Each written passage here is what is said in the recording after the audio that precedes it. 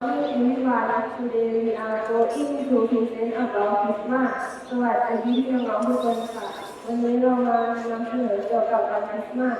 วันคริสต์มาสเป็นวันเฉลิมฉลองการประสูติของพระเยซูศาสดาของวันศาสนาคริสต์ซึ่งตรงกับวันที่25ธันวาคมของทุกปีมีการประดับต้นคริสต์มาสและรวมตัวของครอบครัวแลกเปลี่ยนของขวัญกันนอกจากนี้เด็กๆจะแตะถุงเท้าไว้หน้าเตาผิง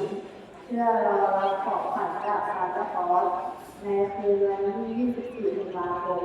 ซึ่งก็คือคืนนี้ค่ะ I want a gift from Santa Claus ฉันอยากได้ของขวัญจากซานตาคลอสแมรี่คริสต์มาสอีกครั้งนะคะแมรี่คริสต์มาสสุขสันต์คริสต์มาสคำว่าแมรี่คริสต์มาสภาษาจีนพูดว่าเชิญด้านไฝ่เล่เชิญด้านไฝ่เล่สุขสันต์วันคริสต์มาสนะคะทุกคน See you next time. See you next time ได้เที่ยว